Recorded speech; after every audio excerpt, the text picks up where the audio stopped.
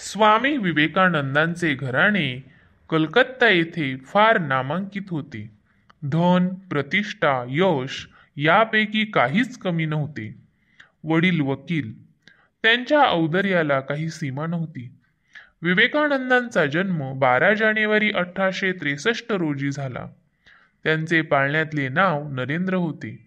नरेंद्र लहानपणापासून हुशार, खेळकर पण थोडा गूढ होता. कर्मकांड म्हणजे धर्म नव्हे, ते धर्माचे केवळ शरीर आहे. धर्माचा आत्मा धार्मिकता. विवेकानंद हिंदू धर्माचे जरी आचार्य असले तरी हिंदू धर्माचा प्रचार असा त्यांनी केला नाही. प्रत्येक धर्मात धार्मिक स्त्री पुरुष झाले आहेत. श्रद्धा, परोपकार, शील, संतोष इत्यादी तत्वे सर्व धर्मांनी सांगितलेली आहेत. असे उदार उद्गार विवेकानंदांनी अनेक ठिकाणी काढले आहेत. कन्याकुमारी येथे विवेकानंदांचे एक भव्य स्मारक उभारण्यात आले आहे. ते आता जगविख्यात झाले आहे. एका खडकावर विवेकानंदांचा पूर्णाकृती पुतळा आहे. ध्यान मंदिर आहे. हे सुंदर ठिकाण पर्यटकांचे, विशेषतः धार्मिक माणसांचे एक आकर्षण ठरले आहे. कॉलेजमध्ये शिकत असताना विवेकानंद पूर्ण नास्तिक होते. एकदा त्यांनी आपल्या युरोपियन प्राध्यापकाला विचारले, तुम्ही कधी देव पाहिला आहे का? प्राध्यापकांनी नाही म्हणून सांगितले. पुढे ते म्हणाले, मी पाहिला नाही, पण या शहरापासून, कलकत्त्यापासून 5 ते 6 मैलांवर दक्षिणेश्वरी एक पुजारी आहे. त्याचे नाव रामकृष्ण परमहंस. तो निरक्षर आहे. तो देवाशी म्हणे प्रत्यक्ष बोलतो. तो तुला याबाबत काही सांगेल. विवेकानंदांचे वय त्यावेळी फक्त 18 वर्षांचे होते. विवेकानंद दक्षिणेश्वरी गेले.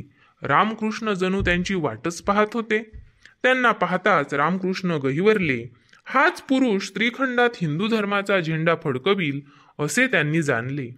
विवेकानंदांच्या सामर्थ्याची रामकृष्णांना पूर्ण कल्पना होती. ते म्हणत, इतर अनेक जण विहिरी, डबकी आहेत, पण नरेंद्र सरोवर आहे. हा नारायणाचा अवतार आहे. रामकृष्णांनी हात लावताच विवेकानंदांची समाधी लागली. पण रामकृष्णांनी त्या स्थितीतून त्यांना बाहेर काढले. याला जगात प्रचार करायचा आहे, तेव्हा स्वतःच्या मुक्तीपुरते त्यांनी संतुष्ट राहू नये असे रामकृष्णांना वाटत होते. रामकृष्णांनी सर्व धर्मांचा अनुभव घेतला होता. ख्रिस्ती, मुसलमानी इत्यादी प्रमुख धर्मांची दीक्षा घेऊन त्यांनी त्याही मूलतत्वांचा अभ्यास केला. इतकेच काय, त्यांनी मधुराभाव साधन केले. राधेच्या रूपाने श्रीकृष्णाची भक्ती त्यांनी केली. ते श्रीरूपाशी इतके एकरूप झाले की त्यांची सेवा करणाऱ्या भाच्याला म्हणजे हृदयालाही ते ओळखता आले नाही. पण सर्व प्रमुख धर्मांचा, श्रीवेशाचा अनुभव घेऊन रामकृष्णांना असे प्रत्ययाला आले की ईश्वरी तत्व एकच आहे. हा एकतेचा साक्षात्कार रामकृष्णांनी आपले पट्टशिष्य यांना दिला. त्यांनी तो आपल्या लेखन भाषणांनी जगभर नेला. विवेकानंदांना या थोर गुरुचा सहवास फक्त 6 वर्षे लाभला. 1880 मध्ये विवेकानंद रामकृष्णांकडे आले आणि 1886 साली रामकृष्णांनी समाधी घेतली. पण या 6 वर्षात रामकृष्णांनी विवेकानंदांना उदंड ज्ञान दिले आणि विवेकानंदांनी ते जगाला दिले. विवेकानंद रामकृष्णांना ईश्वराचा अवतार मानत. रामकृष्ण गेले तेव्हा विवेकानंद लहान मुलाप्रमाणे ओक्सा बोक्षी रडले. माझा प्रेमळ म्हातारा जग सोडून गेला हो, असा हंबरडा त्यांनी फोडला. शिकागोच्या त्या जगविख्यात भाषणानंतर विवेकानंद पाश्चात्य जगात व्याख्याने देत पुष्कळ ठिकाणी हिंडले. ते 2-3 वेळा इंग्लंडला गेले. विवेकानंदांचा हिंदू धर्माविषयीचा अभिमान संकुचित नव्हता. पाश्चात्यांमध्ये उद्योगशीलता, विज्ञानदृष्टी, वक्तशीरपणा, राष्ट्रप्रेम इत्यादी जे अनेक गुण आहेत ते स्वामीजी उदार मनाने बोलून दाखवत. रामकृष्णांच्या धर्मपत्नी शारदादेवी या फार योग्यतेच्या होत्या. लग्न करूनही रामकृष्णांनी ब्रह्मचार्य व्रताचे पालन केले. पतीच्या या व्रतस्थपणात शारदादेवी सहभागी झाल्या होत्या. पतीमागे त्या पुष्कळ वर्ष जगल्या. विवेकानंद आणि रामकृष्णांचा इतर शिष्य परिवार त्यांना फार मानत असे.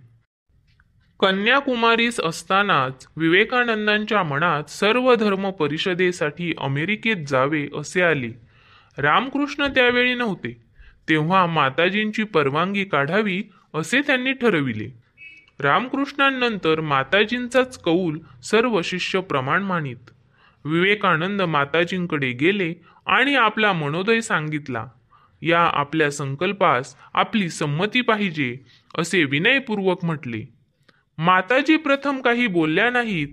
त्यांनी विवेकानंदांना स्वयंपाकघरातून भाजी चिरण्याची सुरी आणण्यास सांगितले. विवेकानंदांनी ती आणली आणि माताजींच्या हाती दिली. माताजींनी पात्याकडून ती धरली.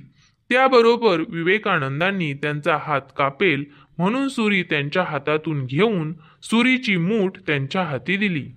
यावर हसत माताजी म्हणाल्या, नरेंद्र, माझ्या हाताला जखम होईल याबद्दल कितीही तुझी तत्परता. तू अशा कनमाळू स्वभावाने जग जिंकशील. जा खुशाल परदेशात. त्या साध्वीचे शब्द किती खरे होते. हा योद्धा संन्यासी वज्रासारखा कणखर असूनही फुलासारखा कोमल होता. म्हणूनच त्यांना अफाट लोकसंग्रह करता आला.